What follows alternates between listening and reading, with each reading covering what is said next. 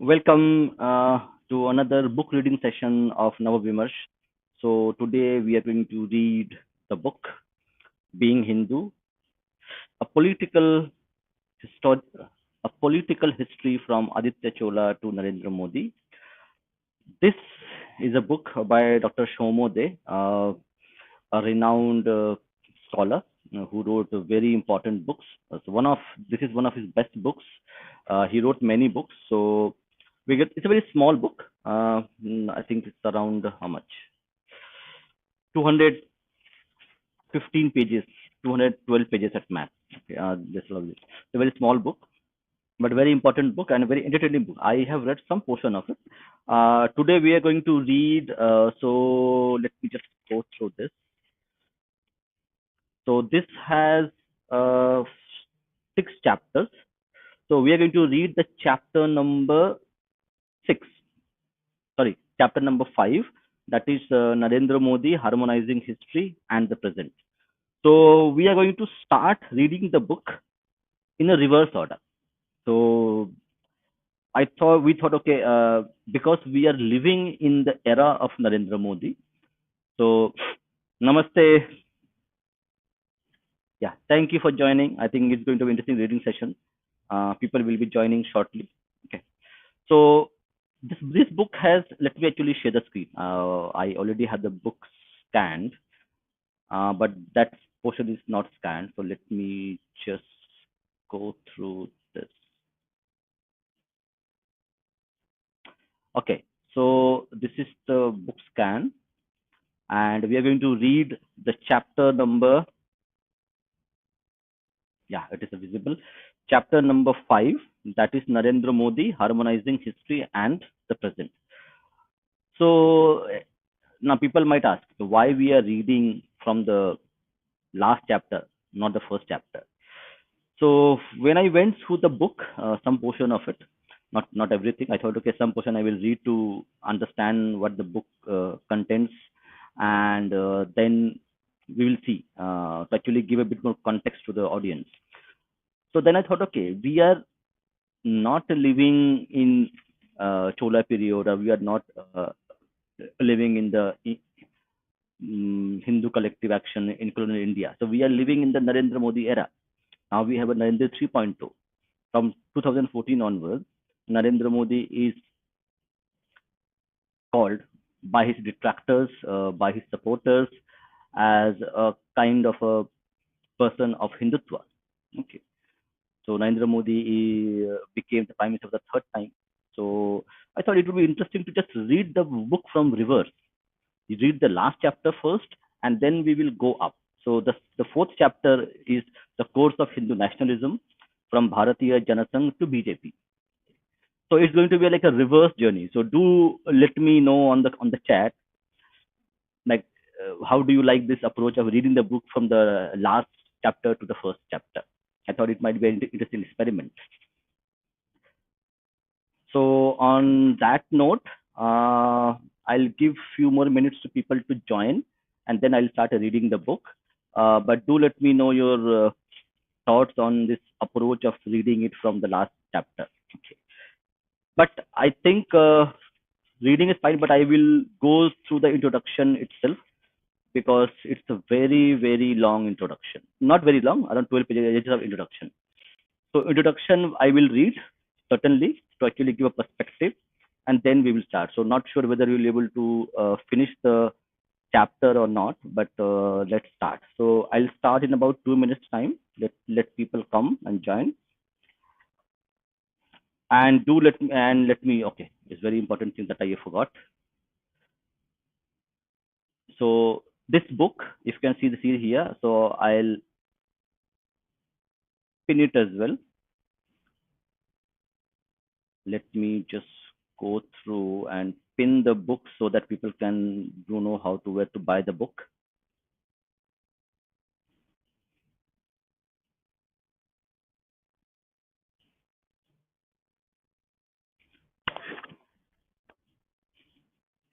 Yeah, let me just paste it here for audience so they know where to get and purchase this book. So I have, yeah, the message is pinned. So I have pinned the message on the chat. So now let me just,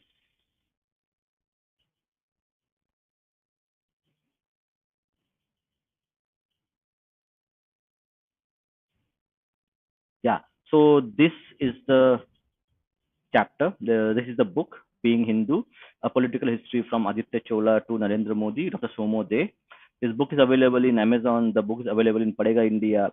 So I prefer Padega India as a platform where I buy books. So, but you can buy whatever you want. Okay. The book is also available, I think, in the original publisher, Blue One Ink. So wherever you feel, you can go ahead and buy it. I prefer Paragon, so I have put their site into this.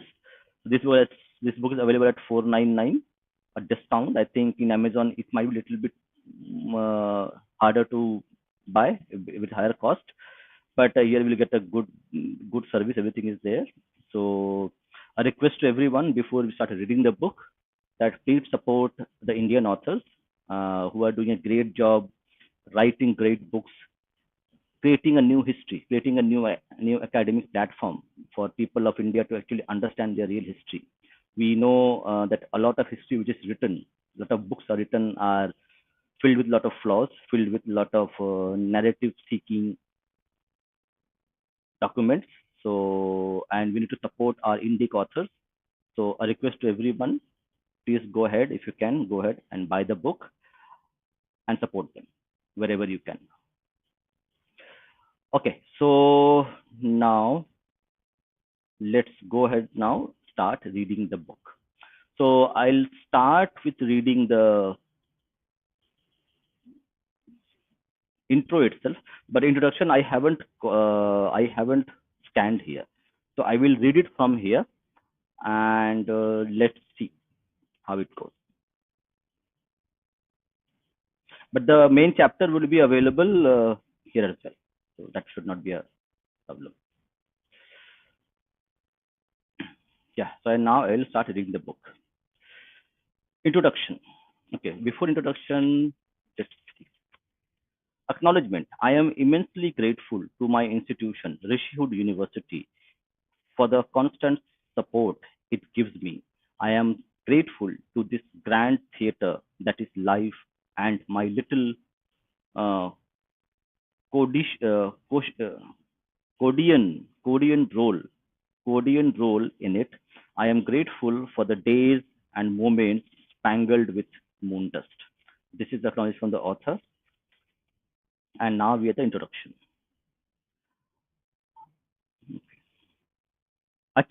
Okay. Achin Vanaik, a former professor of political science at the University of Delhi, is a passionate votary of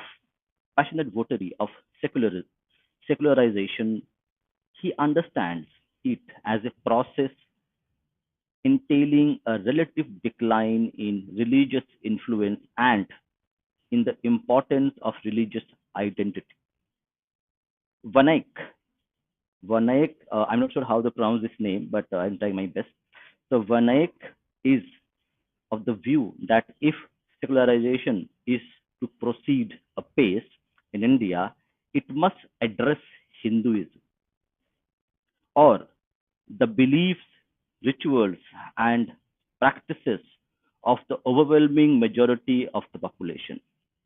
Rather ironically, at the same time, he is dismissive of the centrality of Hinduism to Indian civilization and culture. As he puts it, neither neither is in any manner beholden to Hinduism expectedly. He is not very sensitive to Hindu sentiments, brazenly ignoring archaeological data. Vanayak averts that there is no serious empirical evidence that a temple once existed at the presumed birthplace of Sri Ram in Ayodhya. He also, by the way, indulgently speaks of the Naxals as the extra paramilitary left. Vanayak, in other words, is your typical left liberal academic, the sort who ruled the roost at our public universities not long ago. I'm not sure how much this is long ago. I think they still rule the roost, but their influence has reduced, but not because of academics, but because of other things like social media and other things. The likes of him combine an allegiance to Marxism as a set of heuristic, heuristic and conceptual frames with a commitment to liberal values and concepts such as democracy, civil rights, and last but not least, secularism. The left liberals' stress on secularism typically takes the form of as a vertebral as a vertebral. Okay, there's a lot of words which are actually quite interesting. So we will do some more research on the word and the meanings. So vertebral exemplified by Vinayak's position, rather jaundiced, rather jaundiced view of Hinduism. Very interesting term. So the left liberal point of view of Hinduism is a kind of a unhealthy liver. Okay, a liver who is stressed, who is about to break. So the left liberal concepts of Hinduism is coined by the author in one word, rather a jaundice. Jaundice is a disease, a liver disease where the liver malfunctions. Jaundice view of Hinduism. Very interesting. They would, as far as possible, like to see its social influence diminished and the Hindu identity eroded so that the secularization of India is furthered. The left liberals' idea of secularism, in other words, seems to seems to be continuous social seems to seems to be the continuous social marginalization of Hinduism and the identitarian this identitarian disenfranchisement of Hindus. Generally, in defiance of facts, they also refuse to see Hinduism understood as a spiritual outlook, social mores, and ethical and aesthetic values as the historical basis of Indian civilizational and cultural phenomena. Yes, they are very unscientific in this way. They deny, in other words, the distinctly Hindu or dharmic nature of these phenomena, even when it's even when it's obvious. They are also, as a rule, callous towards Hindu beliefs and react to them with barely concealed irri- irritation. So we have seen how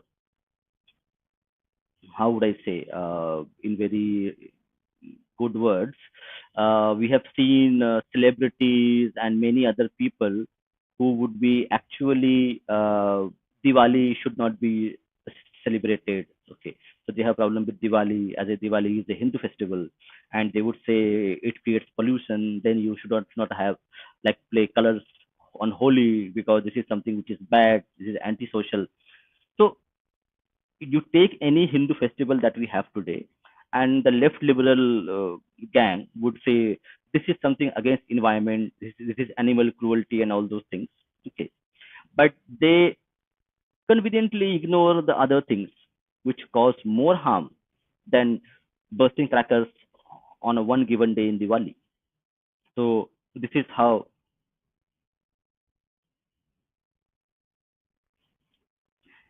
good. Yeah, thank you. Yeah, so that's how it works. Okay. Callous towards Hindu beliefs and react to them with barely concealed irritation. Finally, as the case of Vinayak, the left liberal might go to the extent of being indulgent towards left extremism and insurgency or Naxalism on account of their academic allegiance to Marxism.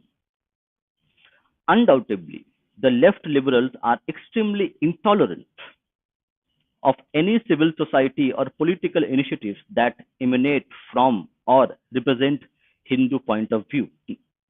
So the people who accuse others of being intolerant are themselves more intolerant than the others in so many in many points of view, even when these are by no means sectarian or hostile to the adherents of other spiritual traditions. They are thus innately anti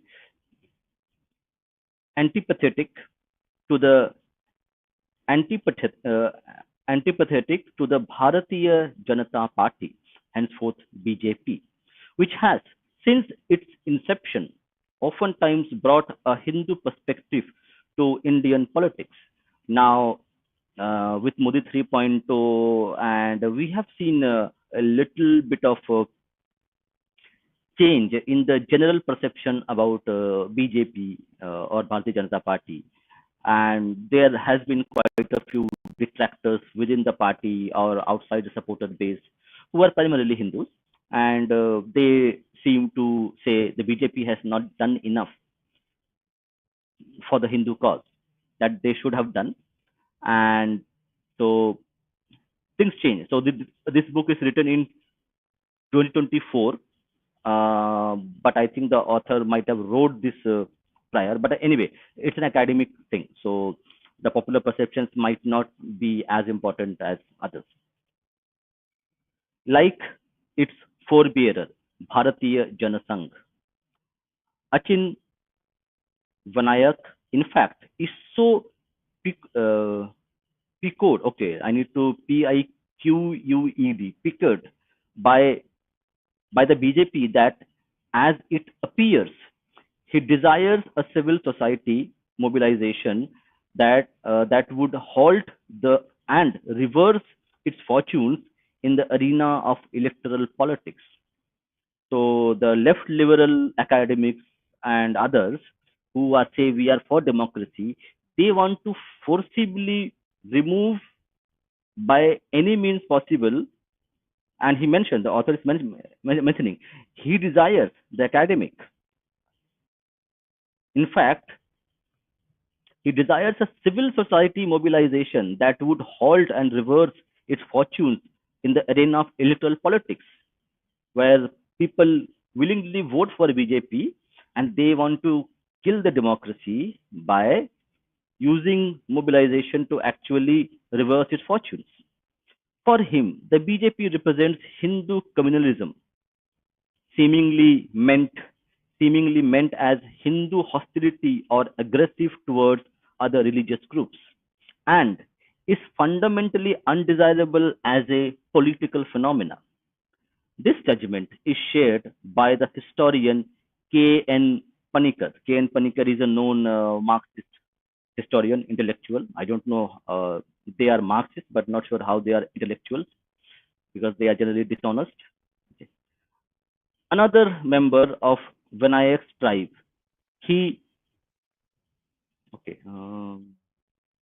preempt, okay, peremptorily, okay, I don't know how to pronounce it, PEREM, peremptorily terms the BJP a communal party. That is because, in his view, its methods of mobilization and goal are both communal. Okay, I need to say how they find out that okay the methods are not communal, and other parties who do the same thing how they are not communal. He also calls it a party that displays fascist tendencies, but not sure how many have the data to prove that. Just by saying somebody fascist doesn't become a fascist. In the sense of using force or and resorting to irrational politics. Further, according to Panikkar, the BJP is inherently hostile towards minorities and discriminates against the marginalized, discriminates against and marginalizes them. The academics who are not your run-of-the-mill Marxists are also comparatively less Marxist or non-Marxist, are also generally averse to the BJP. So you have the left liberal elites, academics, and also who are generally not very openly left Marxist or liberal. They also are very averse to BJP. A case in point is Ashutosh Varshney, a political scientist like Vinayak. Based on how he assesses the BJP in one of his academic articles, it appears that in his understanding, its politics trace their roots to the anxieties induced by the separatist movements in Kashmir and Punjab, since they posed a serious threat to the territorial integrity of India and hostility towards India's principal minority, the Muslims. Varshney, in this way, partly reiterates Panikkar's position, and then there is his French colleague, the famous French colleague, Christopher Jaffalo. Christopher Jaffalo, I think a lot of our audience will know. Okay. It it suffices to say that a studied demonization of BJP has been the okay, leti, uh, vertebral leitmotif of his career. Okay, like maybe it's this book disagrees with the foregoing points of view. It is, however, not an apologia for the BJP, the largest political party in the world. So BJP is the largest political party in the world, purely based on voluntary participation and membership. So the left liberal and not so left liberal people think BJP is mobilizing in communal way, while the largest force, political party in the world, purely based on voluntary participation and membership. Nobody is forcing people to go and join BJP. People join BJP on their own. They are good or bad. That is something that everybody can discuss and disagree whether they are good or bad in so many ways. Does not require one. As of today, BJP is rather more than mere political party. It is something of a popular movement, going beyond simplistic activist condemnation or exuberant endorsement. This brief study adopts a longue durée view of history and tries to properly contextualize the BJP and its progenitor, the Bharatiya Janasangh, as political phenomena by examining certain medieval state by by examining certain medieval state structures and instances of advocacy and popular mobilization in the colonial period. Furthermore, it studies the politics of Narendra Modi and the policy initiatives undertaken by him as the Prime Minister of India to highlight their apparent cultural and moral underpinnings. The eventual objective of this book is to make a case for the historical authenticity of the Hindu mode of politics. Very important, Hindu mode of politics that emerged in post-independent India. कोई नहीं दीदी, we have I haven't not read the chapter yet. I am reading only the intro. The intro is very interesting with very difficult words which I can't pronounce, and some of them I don't know the meaning. So welcome. The attempt, in other words, is to demonstrate.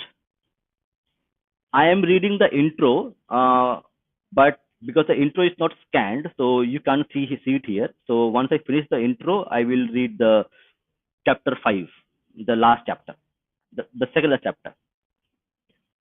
The attempt, in other words, is to demonstrate that it is a thing in its own right, BJP as a party, and not a issuing cynical invention issuing from hostility towards non-Hindus. Very important point author is making, that BJP as a political force has its own underpinnings, own ideology. Its existence does not depend on the seemingly purported hostility towards non-Hindu faiths, from hostility towards non-Hindus, an irrational or fascist mindset, or sundry anxieties, but has precedence. But has precedence in the frameworks. Okay, Rishi has joined. Hi, Rishi. Frameworks and endeavors going rather back in history. The Bharatiya Janasangh and the BJP are thus shown to be locatable in a long tradition of Hindus organizing their political practice or politics through cultural resource and a cultural resource distinctive to them. Narendra Modi, Narendra Modi, similarly, this book argues brings an inclusive Hindu Catholic. Okay, it's very interesting word he's using.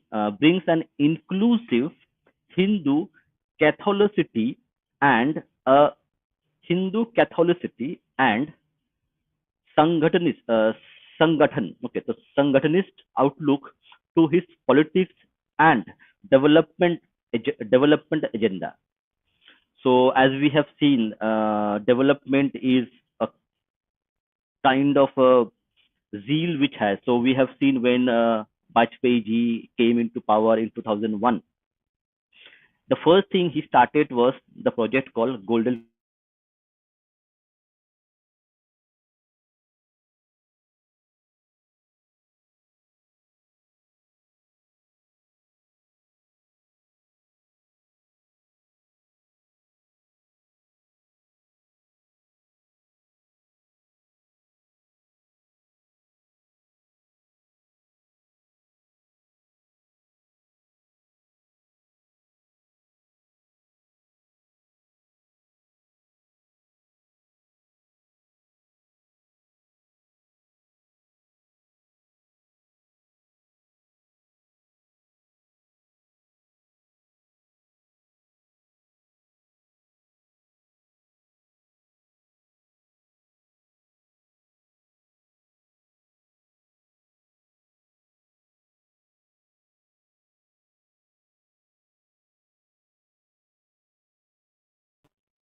Uh, sorry, sorry. Okay, guys, am I audible? Please let me know. There was a connectivity issue. I had lost connectivity. Okay, thank you. Let me now share the screen itself. Okay, screen I will share a little bit later. Let it be like this. Okay, thank you. I'll go ahead and read it. Okay. Sanghatanist outlook to his politics and developmental agenda. So I was talking about this agenda of development that when Vajpayee ji came to power in 2001, the first thing he did was to actually the two things very important in terms of development agenda that Vajpayee government had in 2001. They had commissioned the study to create the DFC, dedicated freight corridor. That DFC corridor would connect Chennai, Kolkata, Mumbai, and Delhi, the four metro cities. And okay, screen share must. Okay, let me do the screen share.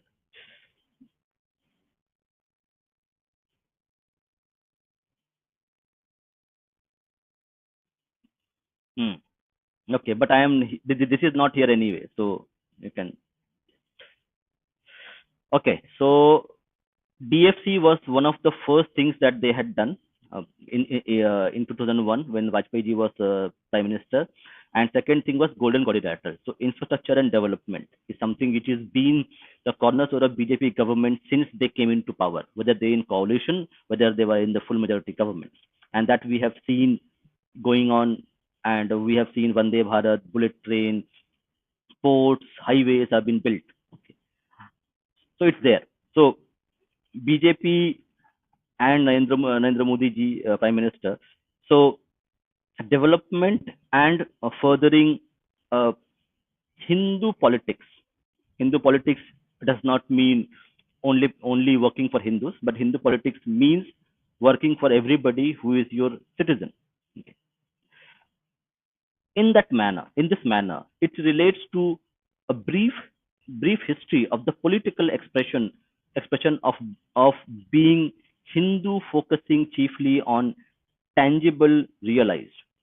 Okay, so it's very okay. It relates to brief history of the political expressions of being Hindu, focusing chiefly on the tangibly realized, practiced, and undertaken in the social world. Text, though occasionally alluded to, are thus not taken up for discussion. From the from the ascension of Aditya I in 870 CE, the first of the imperial Cholas, until our own time and age, the period considered by it extends over slightly more than 11 centuries. Interesting. The Cholas are the outset from this narrative, since they and the realm they ruled were, as it seems, a full-blown fruition of dharmic framework of kingship and political organization. Very important that the author chose Cholas as the where they start having this concept of dharmic framework of kingship and political organization. As it is, the imperial Chola polity has been postulated the dharmic as the dharmic realm by the historian Burton Stein. Okay. Can the Cholas? Okay, so Burton Stein is a historian who mentions Cholas as a dharmic rulers. Can the Cholas and their subjects be retrospectively identified as Hindus? By the way, they, after all, did not use the expression Hindu to self-identify and underline their adherence to a spiritual outlook and commitment of cultural practices, the basis on which we have posited and apprehended Hindus for most of the period under consideration. It simply was not in currency in the Indic civilizational space in this sense when the Chola Imperium began to take shape at the threshold of the second millennium. Nevertheless, the Cholas and the society they ruled may indeed be determinantly termed Hindu in terms of their spirituality and culture. This is due to the deities and the charismatic figures they worshipped and the devotions they performed. In other words, as we shall see, every element of popular Hinduism as known today is represented in the religiosity of the Chola sovereigns and those inhabiting their realm. We take off from a simple premise elaborated in the next chapter that the political practice informing or organizing a state is culturally colored or formulated. Interesting. I'll read it again. We we take off from a simple premise elaborated in the next chapter that the political practice informing the political practice informing or organizing a state is culturally colored or formulated. It means that any state which is created has a cultural background. Like America has God Save America. So although America is secular, but most of them are Christians. So a lot of Christian values, Christian laws, Christian cultural identities are part of the Constitution of America. But America itself is secular. So God is part of American Constitution, and there's nothing wrong with it. States, in this sense, it is argued, are culture power formations. That is, they use culture. understood as a symbolic system or realm of signifiers to organize governmentality or lend cogency to their power enforcing strategies. Simply put, states use culture as a means to achieve cohesion and broadcast their authority in the societies they oversee. Interesting. This alliance of state and culture occurs because both are frameworks to regulate human conduct or behavior. Very important. As also, can we bring Dr. Somo? Okay, his new, yeah. The new book I have already ordered, so it would be pre-ordered, and it has also, yeah. So yeah, he will be he will be on our podcast very soon. His book is arrived, and we will be reading the book, and also he will be there with us, hopefully so. Cultural, okay. The alliance of state and culture occurs because both are frameworks to regulate human conduct or behavior. So, religion and state both are required for a society to function in a normal manner, because sometimes human behavior is not very desirable. Today, it typically takes the form of linguistic nation states. Interesting, linguistic nation states. Prior to its emergence, two states patronized languages if they were especially uh, redolent symbols of cultural power.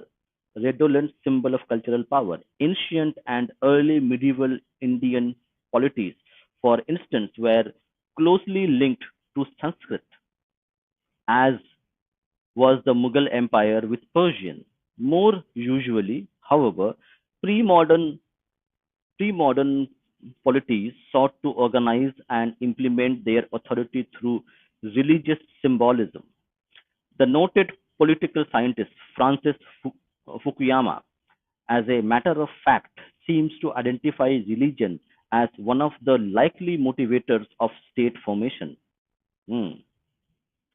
State formations. Rulers in the Delhi Sultanate and Mughal Empire, thus closely associated with Sufi holy men to partake their spiritual charisma, constructed monumental mosques, and framed their will with regard to the moral discourse of Islam by, for instance, occasionally, very interesting. This line is interesting, and framed their will with regard to the moral discourse of Islam by, for instance, occasionally demolishing temples and prohibiting the construction of new temples so as to limit the public cultural display of Hindus, and that we see even today. Okay. How many people go out in open wearing a bindi or a tilak? So that is still going on. Okay. It's a subconscious thing.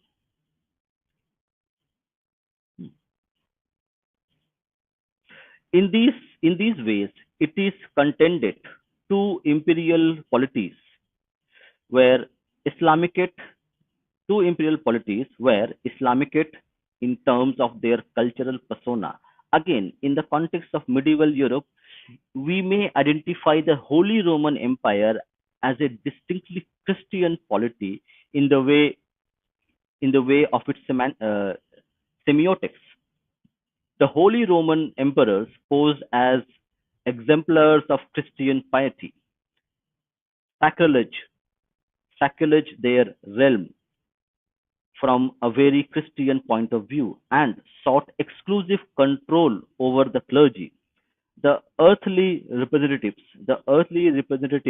of the Christian deity. Pre-modern state forms such as Delhi Sultanate, Mughal Empire, and the Holy Roman Empire thus are identified as distinct culturally specific, culturally specific instances of political practice from the point of view of symbolism they assumed. Going from here, the chapter apprehends and examines the cultural symbolism inhering in three instances of Hindu political practice, namely the Chola and Vijayanagar empires and the Maratha polity. So this book talks about all three of them.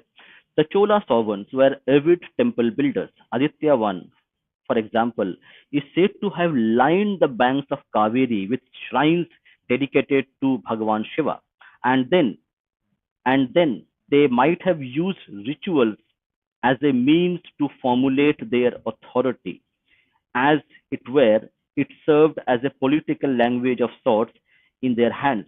Before the Chola polity had become an imperium, the early Chola rulers, it has been contended, were primarily warrior chiefs and leader of hosts who projected munificence through land grants and by practicing in public rituals. This was a stage when Chola kingship functioned in the heroic framework. It began to transition to the incorporative framework during the reign of okay, Parantaka. Parantaka I, 907 to 955 CE. He funded the large-scale construction of temples in, as it appears, a magnificent display of dan, dana, give. Okay, dan is give is a very crude. Okay,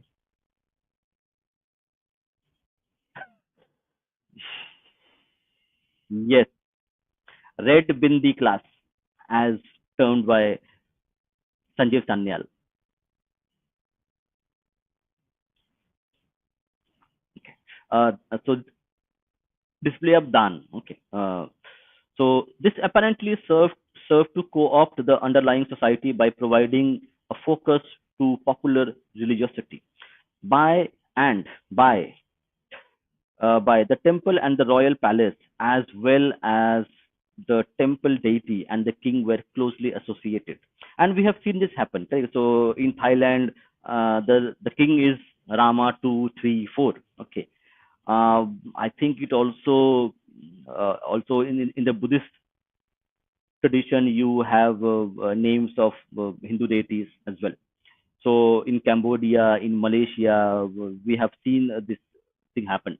Okay, on the Hindu kingdoms, the expressions koil, the expressions Koil, koil, and so koil means actually temple. Okay, koil and okay, Udiyar or Perumal. So Perumal is again Vishnu. Okay, came to signify both. Further, vast landed estates were put at the disposal of temples that lent them an important place in the agrarian economy. Temple establishments in the Chola realm in this way came to organize agrarian production and alienate the surplus produce. Okay, okay, okay, okay, I don't know what exactly means this. Alienate the surplus produce. Finally, it seems the Chola realm might actually have cohered through cultural symbolism. As understood by Bertenstein, the Chola sovereign acted as the most exemplary patron of Brahmins and temples and was emulated in these capacities in the constituent units of the empire. The Nadus, Nadus, the Nadus, or agri, the Nadu. Okay, so Tamil Nadu, you have Tamil Nadu. So the Nadu means here the Nadus or agricultural micro regions by the peasant communities and their chiefs. In this way, he argues, Chola kingship was created and maintained through rituals. Significant instrumentalities were discharged by temple establishment in Imperial Vijayanagar too. They, for instance, were responsible for the expansion of its agrarian economy through their investment in irrigation works. This very okay, self-consciously Hindu polity, its rulers would go on to term themselves okay, Hindu Raja, okay, Hindu Raja Surantra, Surantrana. Okay, so Hindu Raja Surantrana also had a state deity. Okay, so had a state deity in the Virupaksha. Virupaksha temple is very famous. Virupaksha, a form of Bhagwan Shiva. At a point, the important state documents of Vijayanagar would even carry Virupaksha's signature. It was almost like he actually ruled the realm and the king was only his vassal. I need to take a 2 minute break. I need to get some water. And before that, let me just check the comments. Oh, okay, yes, yes, yes.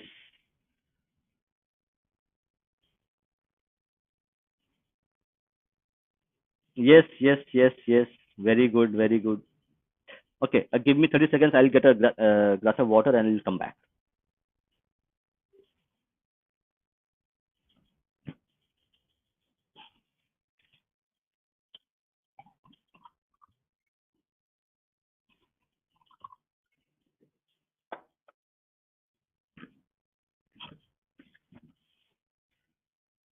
Okay, I am back. Vijayanagara. Vijayanagara, the imperial city, eventually came to be dotted with major royally commissioned shrines, which gave it the appearance of a ritual center. The authority of the Vijayanagar sovereigns, it seems, was legitimized and augmented through association with the deities housed in them. The most important of these, the Hazara Rama temple, Thousand Ram. Okay, Hazara Ram temple might have served as the state chapel and established a homology between the ruler and Sri Ram and his realm and Ayodhya. A further aspect of the imperial city's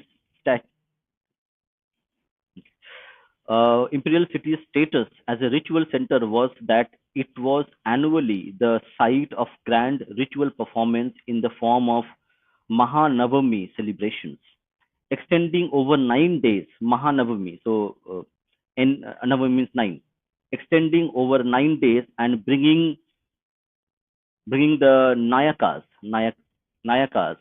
in attendance. Nayakas, the rulers, in attendance, as understood by Nicholas Turks. These helped the Vijayanagar rulers to incorporate the disparate elements of the realm into their sovereign being. The close association of Vijayanagar court with mathas, uh, religious mathas, further strengthened the uh, sacral character of the imperial city. Its ritual significance meant that the local chiefs or the Nayakas, the local chiefs are called Nayakas, dominating the peasant communities would seek to associate the village shrines they patronize with the great shrines located thereon. Since the Vijayanagar sovereigns enjoyed at best only 10 years hold over them, very interesting, read this. Since the Vijayanagar sovereigns enjoyed at best only a 10 years hold over them, they appropriated a significant portion of the fiscal resources of the state. So India was never a kind of a state where the sovereign, the Raja, would be a kind of a tyrant. Okay, so it always been a kind of federation where the king would hold not too much power that they can do whatever they want.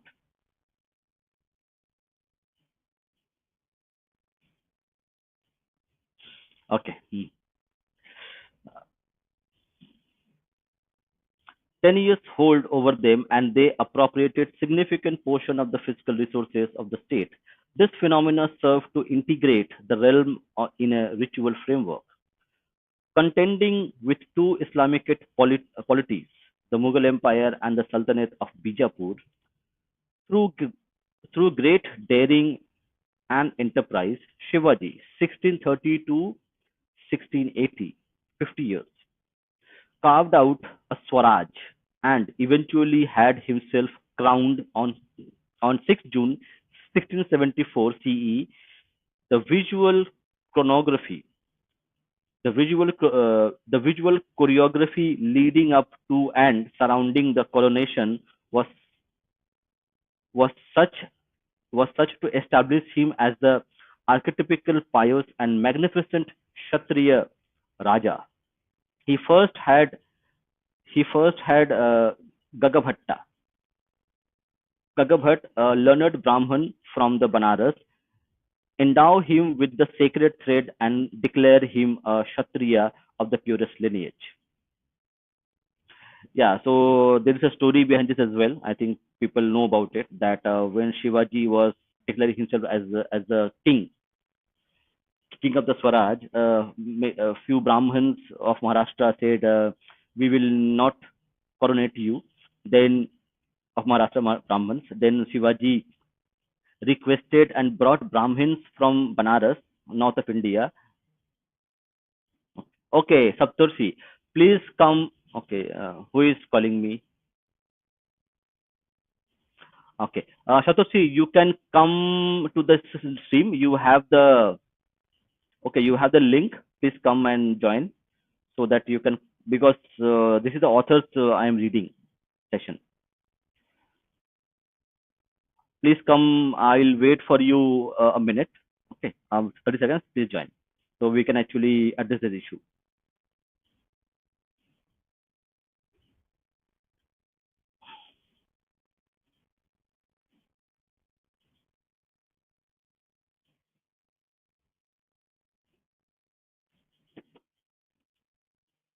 Yeah.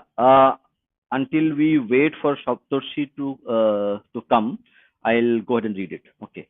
So pious and magnificent Kshatriya. He first had Gagabhatta, a learned Brahman from Banaras, endow him with the sacred thread and declare him Kshatriya of the purest lineage. Let me share Saptarshi the link. I think he has already come. Yeah, Saptarshi, please go ahead. Namaste, Dada. Could you Namaste. just Namaste. read a bit? Yes. Yeah, I'll Could you read it. just So read a bit? I will read it. So the visual choreography leading up to and surrounding the coronation was such to establish him as the archetypical pious and magnificent Kshatriya Raja. He first had Gagabhatta, a learned Brahman from Banaras, endow him with the sacred thread and declare him a Kshatriya of the purest lineage. Shivaji also offered worship at the major shrines in his realm as the day of coronation approached. The coronation itself performed as it was by a pose of Brahmins and framed in deeply evocative Hindu symbolism, was a very Sanskritic affair. Sanskritic affair. He even gave Sanskrit titles to his ministers, avoiding the Persian ones that were then in usage for state functionaries. Shivaji had been, as a matter of fact, attempting to represent the ideal Hindu kingship much prior to his coronation. He, for instance, was converting his revenue holding into a memorialized homeland through association with the Marathi saints and conscious gift giving. Maratha power ebbed by Shivaji's death, and when it again revived in the 18th century, it continued to manifest a very Hindu appearance. The Peshwas thus lined the sacred rivers with temples, bathing ghats, and schools in which scriptural training was imparted. Again, the contemporary revival of Banaras as a built landscape was mainly due to the Marathas. The Peshwas it with a number of ghats, just as the Vishwanath temple was resurrected by Maharani Ahilya Bai Holkar of Indore, 1725 to 1795 CE. At this time, the Maratha polity also actively intervened in the caste matters of the subjects and, as we term it, disseminated its idea of cultural injustice in their midst. So, as Didi also mentioned, Hindu Vichara Didi mentioned in her previous stream that the caste phenomena was something which was already known and it had bad influence about it. So even the Marathas in 1725 and 1795 were actually aware and trying to fix it. Medieval Hindu political practice was in the cooperative framework. For instance, the two imperial polities examined above, the Chola and the Vijayanagar realms, were primarily based on two cooperative units, the peasant groups and the Nayakas, and the Nayakas dominating them, the chiefs. Nayak means chief of them. These were in turn overseen by ruler from a corporative okay, location. He did so as the brave and generous Kshatriya par excellence. Shivaji too addressed this realm from a corporative vantage point, going to great lengths to assume the role of the perfect and munificent Kshatriya ruler. As colonial rule set in, however, Hindu politics began to emerge in a fresh framework, that of communitas, an ideologically formulated sense of oneness of all Hindus, regardless of social or cultural specificities. It was an awareness of community that transcended the local, the immediate, and the particular, or the various jati, sampradaya, and spatial identities, and engendered forms of Hindu collective action in the colonial public sphere and arenas. This process has been surveyed in some detail in Chapter 3. It identifies the consistency of colonial administration or that of colonial state in terms of its frameworks as one of the reasons behind the emergence of Hindu communitas. So when we say Hindu communitas, it's we say community and communitas. So it has a kind of a as Hindu as a single community rather than divided into jatis and sampradayas.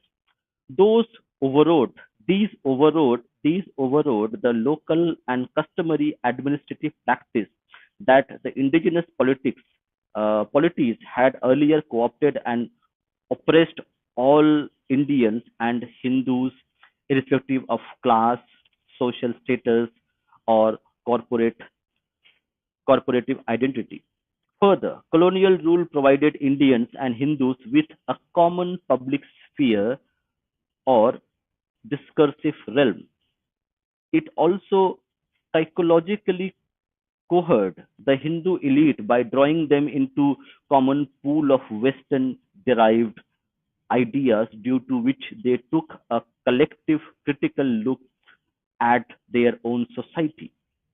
Further, due to the colonial context, there was greater articulation between Hindu elites and non-elites. Since both were oppressed, okay, since both were oppressed one way or the other by the so the Hindu elites were oppressed and non-elites were also oppressed. So both were oppressed in the same way by the colonial administration. The former oftentimes began to speak on behalf of the latter and took up their issues. Interesting. The two segments of Hindu society also experience the same cultural anxieties. Result, result, resultantly, multiple units of Hindu society now increasingly cohered to the extent as to undertake the same cultural cause and advocacies in the colonial public sphere. This phenomena was abated by the seeming cultural neutrality of the colonial state.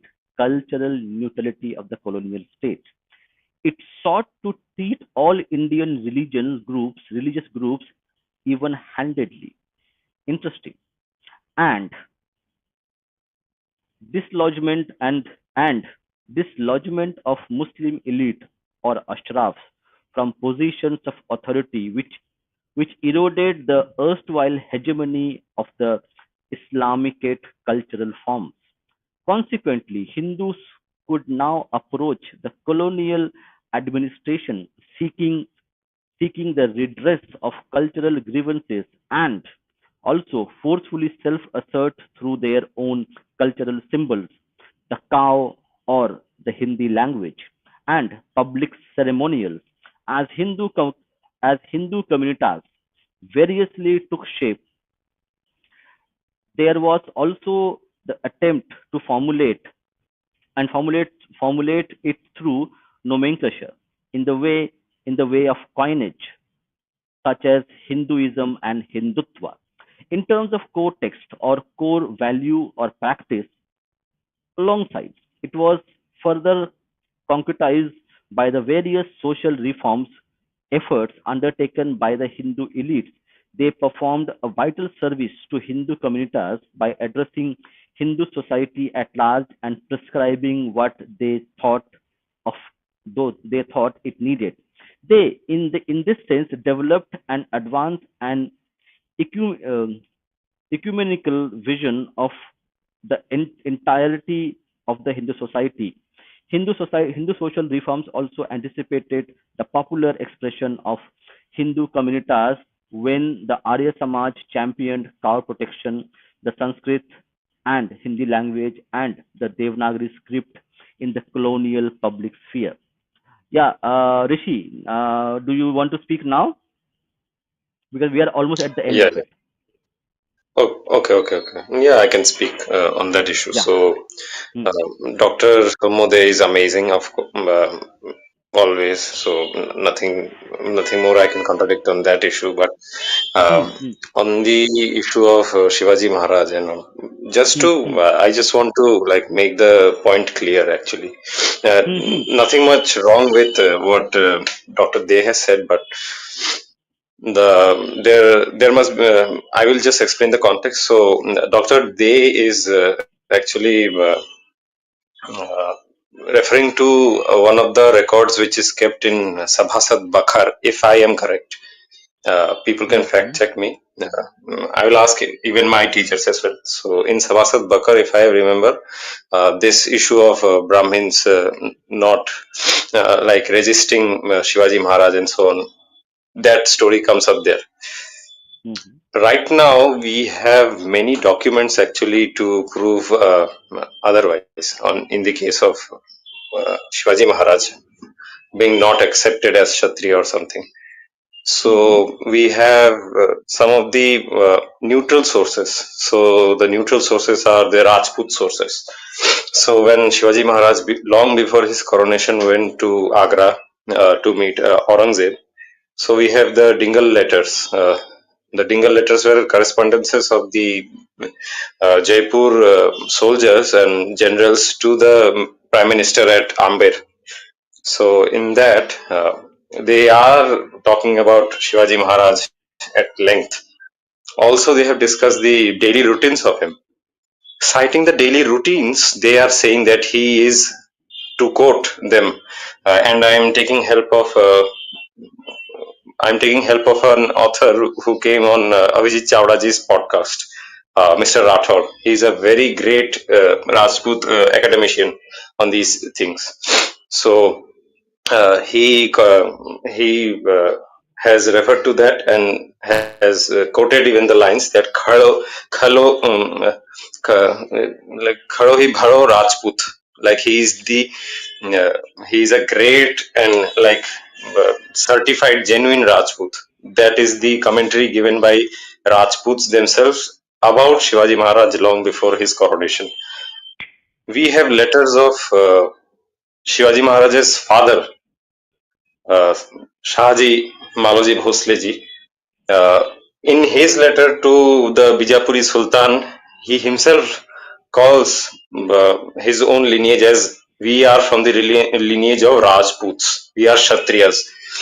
This constant thing comes up again and again. So they were, I think, very clear. Also, in Radha Madhav Champu, which is the Sanskrit biography of Shahaji Maharaj, even there the court poet of Shahaji Maharaj, the author of Radha Madhav Champu, also cites this thing that Shahaji Maharaj, they are all Kshatriyas. Another trivia, Mr. Rathore actually said that on Avijit Chawlaji's podcast. So when Shivaji Maharaj was at Agra, he had sent a horoscope to be checked upon by a very famous then astrologer who used to be in the Jaswant Singh Maharaj's court at Jodhpur. So later on, researchers have found that in Jodhpur Royal Archives, the then astrologer had to check like lot of horoscopes from many parts of India of royal and non-royal lineages. So he has kept records of them separately.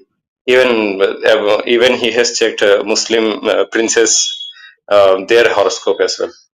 So with regards to Shivaji Maharaj's horoscope, which is very interesting, long back before the coronation of Shivaji Maharaj, we have a astrologer, or the royal astrologer of Jodhpur, Rathod king, uh, collecting the horoscope of Shivaji Maharaj and placing it with the under the section of Mewad dynasty. So even at that time, this was something very clear to them that he's from the Surya Vamsha. Shivaji Maharaj says too. And even if we read Gaga Bhatta's Shivarajya Abhisheka Paddhati, that book, which records all what happened during that Rajyabhisheka of Shivaji Maharaj. We get this again that he's from the solar dynasty, as they say, from Sri Ram's Vamsha. So, yeah, so this consideration of Kshatriyatva was very much old actually in case of Shivaji Maharaj. Now we know. But Dr. De is very much correct, and there may have been such a debate, I guess, because there has always been such a debate about Kshatriyas since in normal parlance, this was a belief that there are no Kshatriyas left in Kali Yuga. This was very common in those historical times. We get to see that. We get to learn about that from many books, actually. That there is a lamentation again and again that there are no Kshatriyas, which is why we are at peril. We have no state power as such, so on and so forth. So this was something going on at that time. Yes, Dada. That's my submission. Yes. So yeah, yeah, I think you are absolutely right. But see, these see when like Maratha was a very big kingdom. So and you will have this correct. So as we read in the book itself that the in ancient kingdoms you had the temple, you had temples who Brahmins who would run the temples, and the priest would actually coronate the king or the prince. Okay, so in that way they were kind of like power centers. So temples were itself a power centers. So and there would be a struggle of who would control the power, who has how much power. So in their authority as the people, the Brahmins who would coronate the king, so they would want something from them and they might not get it and they'll say, you are not a king anymore. I'll not coronate you. So that also may be the case where they would, it's a power struggle itself rather than that Shivaji was from the Kshatriya background. That is absolutely correct. But at that time, due to power struggle or politics, they would not do it because they had the authority, the sole authority. People, the Brahmins, would have the authority to actually coronate itself. So that may have been a Yeah, based case.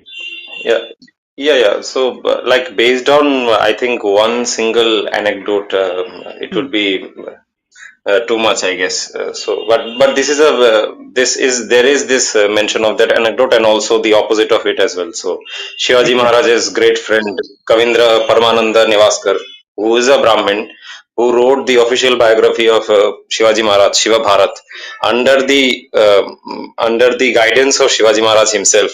He himself notes about him how he's a Kshatriya. So uh, there was like a total admittance over his status. But yes, you are right. You are correct as to there might be such cases. And Yeah, maybe the it question can in the it comments. can be assumed. Uh, It can be assumed. Okay, so one yeah, yeah, question yeah. has Arthur asked. Do you like to answer? uh, on Chaitanya Mahaprabhu. So yeah, so in this regard, I think RS should read the very famous biography of Chaitanya Mahaprabhu written by Sri Jadunath Sarkar. Sri Jadunath Sarkar actually was from a background of Gauriya Vaishnav. Like if we read about him from childhood, he used to like study diligently the Chaitanya Charitamrita.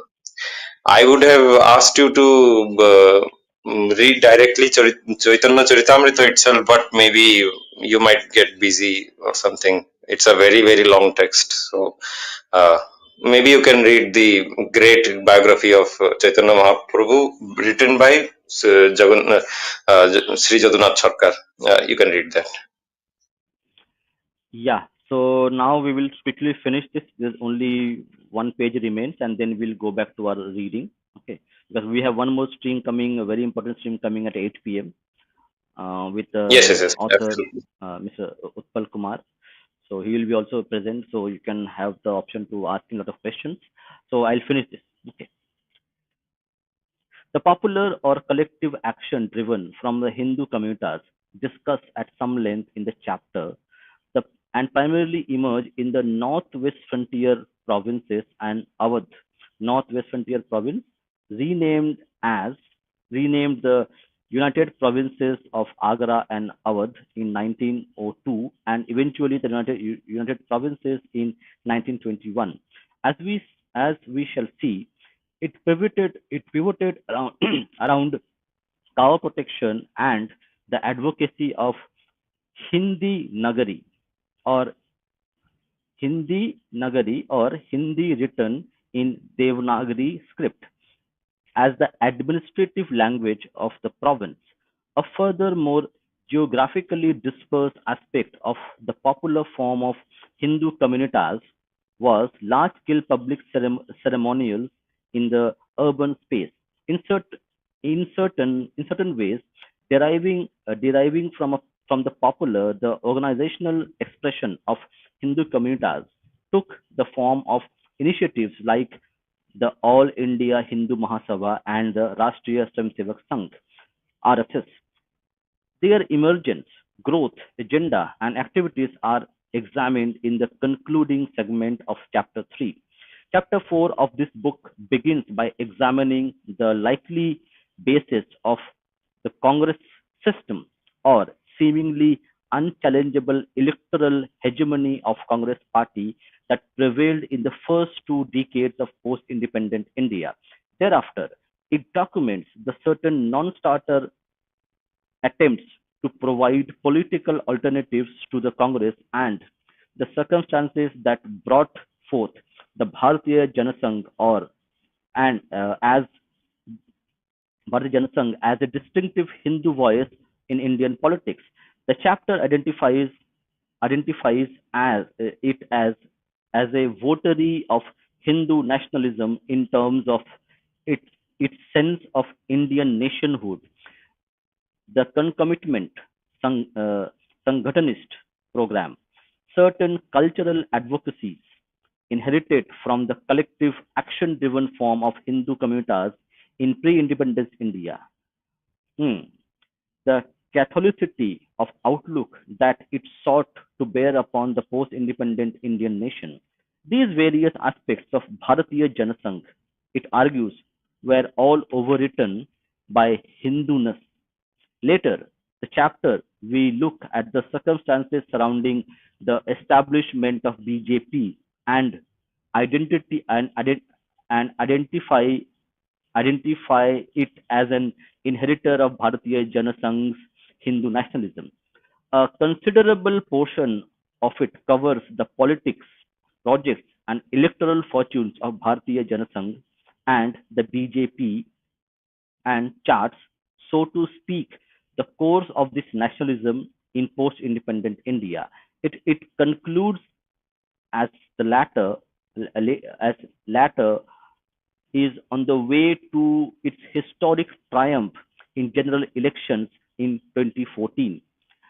The many endeavors of Narendra Modi as Prime Minister of India, along with episodes in his life and political career, are examined in the penultimate chapter. It identifies him as a quintessential Hindu in terms of the outlook that overrides his politics, who is harmonizing history and present and heralding a marvelous future for the nation. We now will read, this is the introduction, very important. Okay, yeah, it was lengthy. Now we will read, maybe we can't read the full, but we'll try to read as much as possible the fifth chapter on Narendra Modi. So let me just go there. Narendra, chapter 5, Narendra Modi, harmonizing history and the present. Consolidating social democracy in a civilizational framework, redeeming Bharat for the post-colonial republic. The Kashi Vishwanath temple, housing one of the 12 Jyotirlingas, is ineffably sacred to the Hindus. Ironically, though, from the architectural point of view, it is a rather modest structure and quite unlike the great classical temples of Odisha and South India. Crowded, crowded into the interiors of the holy city, as observed by Diane, Diane L. Eck, professor of comparative religion and Indian studies at Harvard, this preeminent shrine of Bhagwan Shiva lacks magnificence, splendor, and antiquity. It is still, nevertheless, a monumental testimony to the resilience of Hinduism and its ability to survive Vandals and Marauders. The history of Vishwanath, the history of the Vishwanath temple mirrors that of Somnath, another sanctuary encompassing Jyotirlingas in the sense of being checkered by destruction and discretion, resurrection. Today, two mosques occupy the sites of the demolished predecessors of the current Vishwanath temple. Dating back respectively to the 13th and 17th century, these were constructed by Razia Sultan 1236-1240 and Aurangzeb, known as Gyanvapi Mosque. The latter incorporates the partially destroyed walls of the temple it replaced and serves as a reminder of how imperiled the formal display of Hindu mode of worship could sometimes be in the Mughal Imperium. As we know by now, the Vishwanath temple where Hindus offer worship today was built by Maharani Ahilyabai Holkar in 1780. The architecturally unassuming but dignified edifice stands not far from the Ganvapi Mosque. Oddly, the Nandi statue on its premises does not face the sanctum but looks towards the vandalized older temple, as though wistfully awaiting the day when worship will resume there.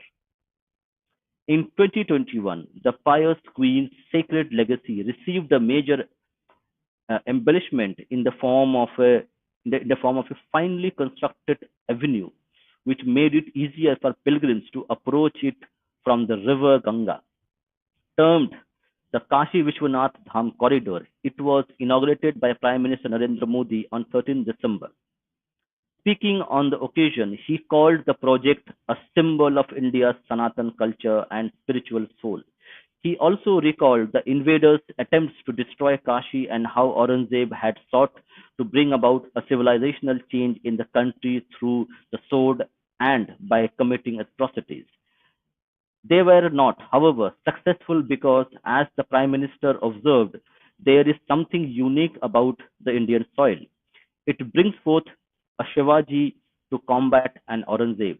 Modi, in other words, did not merely treat Kashi Vishwanath Dham corridor as a civic amenity but laid great value upon it as a signifier of the timeless Indian ways. He also candidate, candidly evoked the depredations uh, depredations Kashi had faced on account of being the holiest pilgrimage of Hindus, from South India to West India to East India, even to so Kashi was a holy city and it was revered across Indian subcontinent and also outside Indian subcontinent of Hindus. Uh, Alongside, he remembered the valiant resistance offered by the by a Hindu king to a Mughal sovereign who looked at the dominant spiritual practice of the land with a jaundiced eye and tried, as popular memories go, to efface them. The significance of this cannot be overstressed, since the Gyanvapi Mosque, a cogent instance of Aurangzeb's religious zeal, is just about a stone's throw away from where he stood speaking. Modi, in this way, came across as a leader keenly aware of the wounds marking the long civil, uh, civilizational history of Hinduism. It also seemed that he wished to address and heal them. Again, nearly a year later, on 11th October 2022, he would refer to the Mamluk Sultan Shams Shamsuddin Iltutmish 1211 to 1236 efforts to destroy the energy of Ujjain. This was after he had inaugurated Mahakal Lok project in that holy city of Ujjain, a complex of decorative colonnades, uh, colon, uh, colonnades, statues, and civic amenities around the Mahakal temple, which too contains a Jyotirlinga. Modi indeed appears earnest about assuaging the inherited historical traumas of Hinduism by restoring its pilgrimages and shrines to their former glory and majesty. This is because he is obviously very mindful of their significance from a civilizational point of view. Modi is aware that historically, besides being centers of spiritual seeking, the pilgrimage the pilgrimages were places where learning was cultivated. He thus pointed out to the audience gathered in the precincts of the Mahakal temple that the ancient Kashi was the capital of philosophy, where Ujjain was one of the top centers where research in astronomy was pursued. In this way, by being purveyors of knowledge, as observed by Modi, the pilgrimages were a source of strength for India.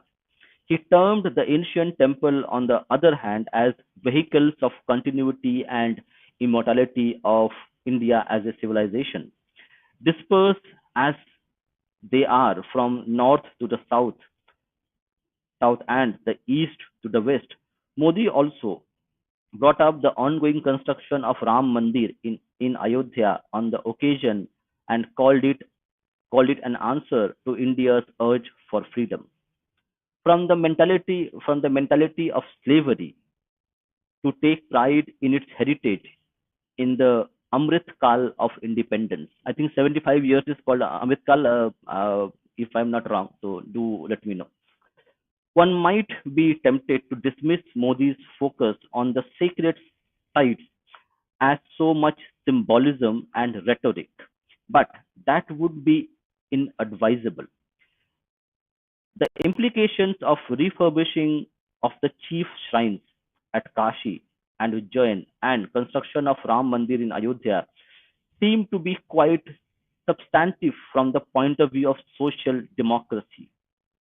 Modi is, as it were, advancing the advancing and consolidating social democracy in a civilizational framework through these initiatives. To begin with, as trans-regional foci for Hindus devotion. These pilgrimages are powerful symbols with which to advance the strength of Hindu communities. Modi, as a matter of fact, is forcefully reminding Hindus of what they share in terms of history and collective veneration by directing their attention towards Kashi, Ujjain, and Ayodhya.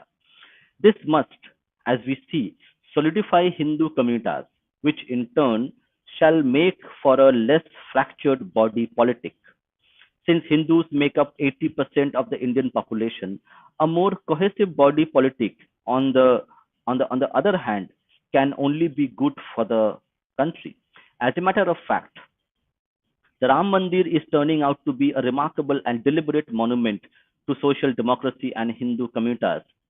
Soil, soil from soil from a total of 2,578 sites, among them the birthplace of B.R. Ambedkar, 1891 1956, Ravidas, born in 1433, Kabir, 1398 to 1518, has been poured into its foundations.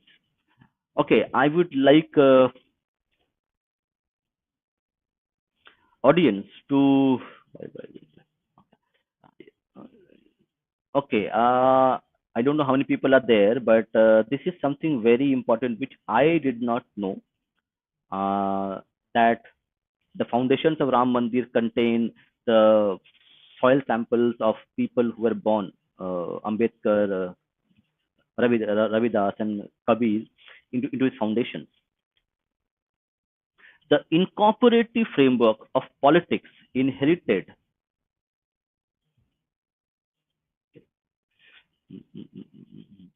The incorporative framework of politics inherited by the BJP from the Janasangh is coming to a spectacular fruition at Ram Janamsthan under Modi's leadership. Modi is steeped in Hindu cultural and spiritual values, and his politics often visibly derive from them. The fact that he has installed a Sengol, an ornately crafted sculpture topped with a figurine of Nandi Bull in India's new parliament building, is an eloquent testimony to this. The Chola rulers of Yor once wielded similar scepter. The Sengol is a distinctively dharmic symbol of sovereignty, and it is extremely evocative that it is now displayed right next to the Speaker's chair in the Lok Sabha. Equally resonant with history and heritage is the new naval ensign, ensign that was unveiled by Modi in 2022, inspired as it is by Shivaji Maharaj seal.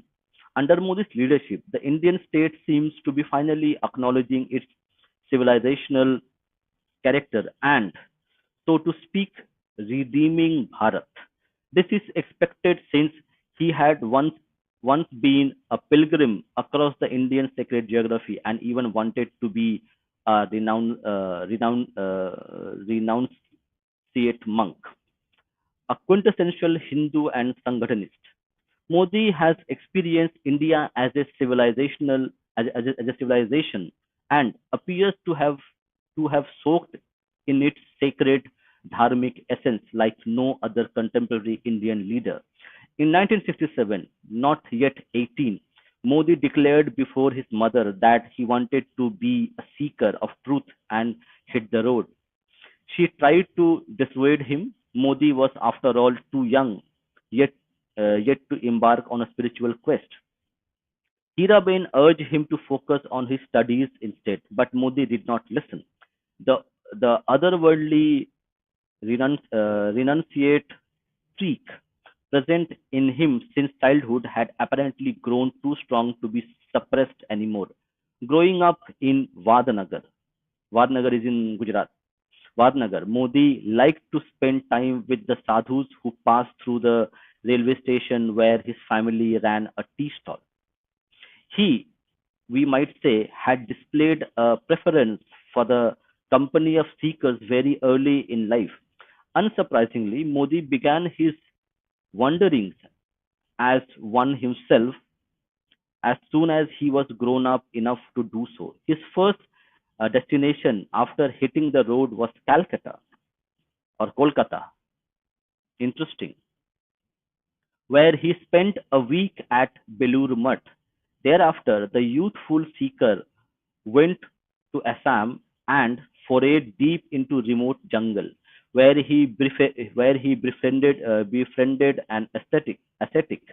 He spent about a month in his company, tending his garden and discussing spiritual matters.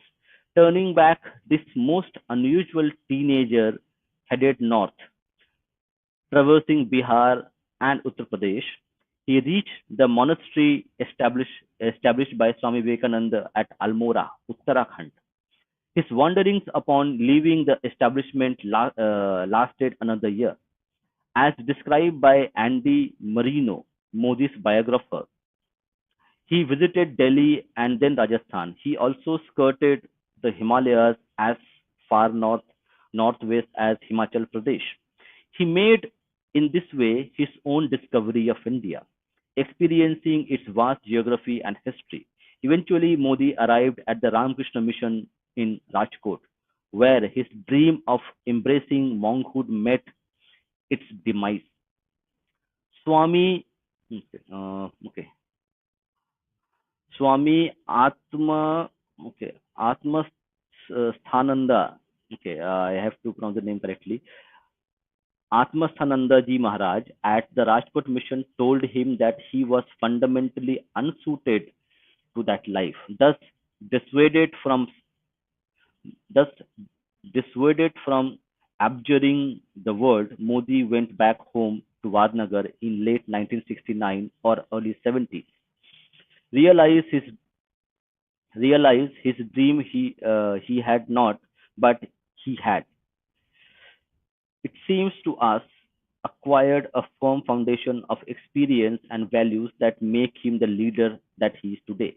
Modi is intensely Hindu as it appears to us, in the sense of being immersed in the history and practices of Hinduism. He is also at the same time quintessentially Hindu in his Catholicity towards every belief and pursuit of universal welfare. Marino, for instance, relates this anecdote when a journalist confronted him about what he had done for the Muslims as the chief minister of Gujarat. His perplexing reply was nothing. Hmm. Neither had he done anything for the Hindus. Modi clarified. Everything he had done, he added, was for the Gujaratis. He is thus motivated, as it seems, by the universalistic altruism. This attitude, as we have identified prior, lies at the heart of integral humanism and very distinctly Hindu. Modi was born to Damodar Das and Hiraben in 1950 in Vadnagar, Gujarat. He was their third child. Later, Modi and his two elder brothers would be joined by three young siblings, a sister and two more brothers. The Modis poor of the uh, poor of the oil pressure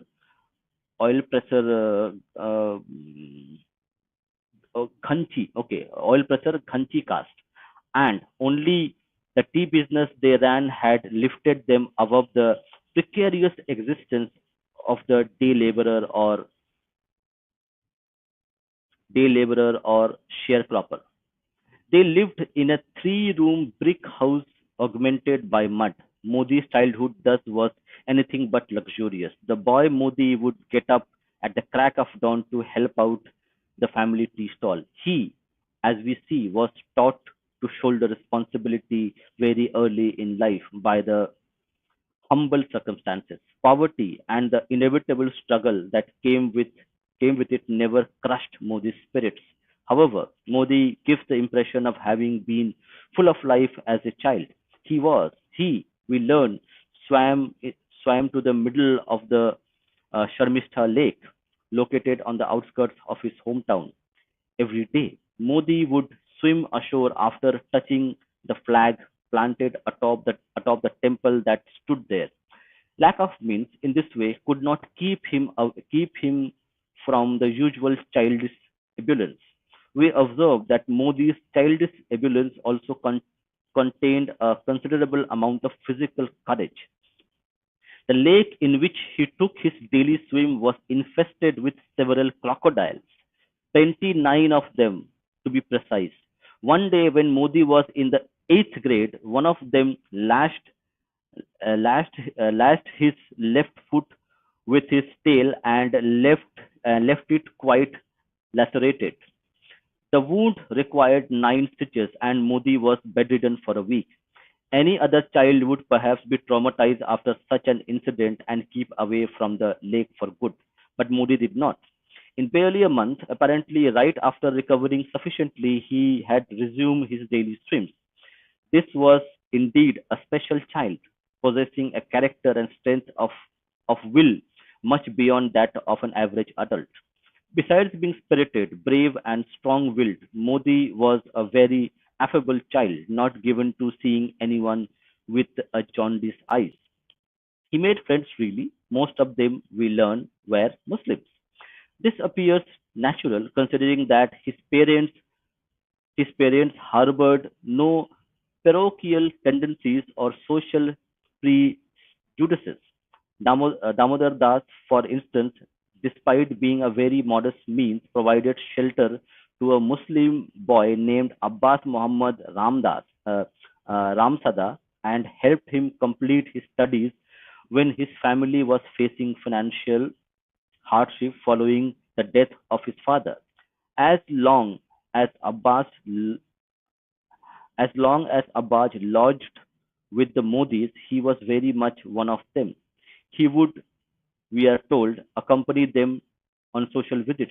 Modi's father, Modi's father seems to have gone out of the way to ensure that the boy did not feel patronized in any way. He was treated, in other words, fully and properly as family. This remarkable act of kindness by his father must have left a deep impression on Modi's mind and taught him a vital lesson in humanity and selfless altruism. Modi read voraciously in his school days with a remarkable hunger for knowledge. This appears to have come from a uh, precious, from a precocious streak. Modi had found himself drawn to RSS when he was just 6. Regularly attending the Shakha introduced him to higher ideals and inculcated a strong patriotic spirit in him. When the Indochina War broke out in 1962, Modi joined an NGO that was honoring Jawans being sent to the front. He took it upon himself to serve tea and snacks to them. Eventually, Modi would aspire to join the Indian Army. Unfortunately, poverty prevented Modi from fulfilling this dream. He could not put together the fare to travel to Jamnagar and sit in the qualification test for the Sainik school there. Along with an intense love for the nation, the values he received at the Shakha seem to have fulfilled him with the curiosity and veneration for the spiritual tradition of the land, as well as instilled in him to renunciate otherworldly streak. The latter was reason why we think as a teenager he refused to be wedded to a girl whom he had been engaged as a mere toddler of 3. His his Okay. His uh, betrothed was an infant then. Okay, his brother was an infant then, and subsequently left home as pilgrim. Modi, the child we have seen, was brave and strong-willed. Neither did he flinch from responsibility. He also, it seems, inherited an accepting and altruistic social outlook from his parents. Finally, he was animated by an enthusiastic desire to learn and passionate patriotism. Modi In these ways, as we see, precisely possess the qualities relevant to the Sanghatanist, Sanghatanist, Sanghatanist mode of activism. So, Sanghathan and Sanghatanist activism and politics that characterize the RSS and the BJP. And as it happened, he turned out to be the Sanghatanist par excellence. In his capacity as a cadre and office bearer in the RSS and BJP, he discharged his roles to the hilt, and later, upon assuming political office, he implemented a socially holistic development agenda. Modi cut his teeth as an activist upon returning from his mm, mm, perjurations against the febrile backdrop of 1971 war against Pakistan. Thus, was when he was briefly incarcerated in the Tihar jail after participating in a sit-in conducted by the RSS in Delhi in solidarity with Bangladesh. He was, however, only informally associated with the organization at that time. Modi formally returned to the RSS fold the next year through his guide and mentor Lakshman Rao Inamdar, 1917 to 1985, also known as Vakil Sahab. He diligently attended to his cooking and cleaning duties as a rank and file cadre, and still managed to get a degree in political science from University of Delhi through correspondence. Along with hard work, Modi displayed a capacity for wit and daring when required. After Indira Gandhi imposed the emergency in 1975, the RSS was at the forefront of struggle for the restoration of democracy and civil liberties. Modi greatly distinguished himself as this period through acts of physical courage. This was, after all, a youth who had swam next to crocodiles as a child. An especially daring operation carried out by Modi during the emergency, as related related by Marino, was smuggling a bunch of booklets on the prevailing situation in India, titled "Indian Press Gagged," when disobedience to law is a duty, and so on, about Delhi-bound trains for distribution at a Commonwealth Leaders Summit. Modi's dedication and capacity to perform a task, regardless of the accompanying difficulties or perils, were, it seems, noticed by his seniors in the RSS. By 1978, thus, Modi had risen to be a mm, mm, Sambhag Pracharak in the organization. He had also by this time made acquaintance in political circles due to his activism during emergency. Modi formally entered politics when he joined the BJP upon its founding in 1980. 7 years later, in 1987, he led his party to a massive victory at the Ahmedabad municipal elections through a meticulously planned campaign. This was no mean achievement, since Gujarat was a Congress stronghold then. The BJP was quick to recognize Modi by appointing him as the organizing secretary of the Gujarat unit. 2 years later, in 1989, he again proved his acumen as a planner and an organization man by overseeing the Gujarat leg of Advani's Rath Yatra with careful and deliberate thoroughness. More more recognition and responsibilities steadily came his way. In 1990, he was appointed one of the 17 members of the BJP's National Election Commission. Modi became the National General Secretary of the party in 1995. The yeoman service he rendered in this capacity was the chief reason behind BJP upstaging the Congress and winning a landslide victory in Gujarat Assembly elections that year. Modi became BJP's national spokesperson in 1999. Modi assumed the chief ministership of Gujarat, replacing Keshubhai Patel in October 20, October 2001. He had barely settled into his role when the state descended into murder and mayhem. A few months later, leftist academics, rights activists, and English language media directed vicious, relentless, and cami and calumny at him after the Gujarat riots. They embroidered they embroidered facts, even fibbed, to make Modi culpable for them. He bore he bore he bore it all with dignity until he was finally absolved by a committee appointed by the Supreme Court in 2012. Modi by then was in his third stint as the Chief Minister of Gujarat. Once lagging in many areas, the state had done very well under his leadership, benefiting from policy frameworks that address its development and growth needs. Okay. Hmm.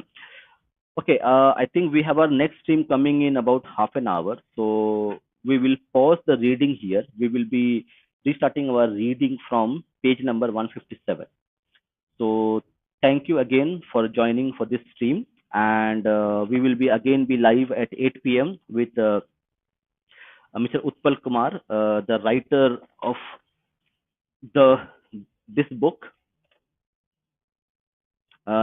So we will have the Utpal Kumar, the writer of the book, eminent historians, would be available with us online live. So do join us then. So you will have the chance to ask him questions, and we will discuss his book, all the chapters, other things. We will be having a discussion. So thank you everyone for joining, and we will be reconnect at 8 p.m. with Mr. Utpal Kumar. So thank you very much, everyone. Bye bye. Jai Shri Ram, Vande Mataram.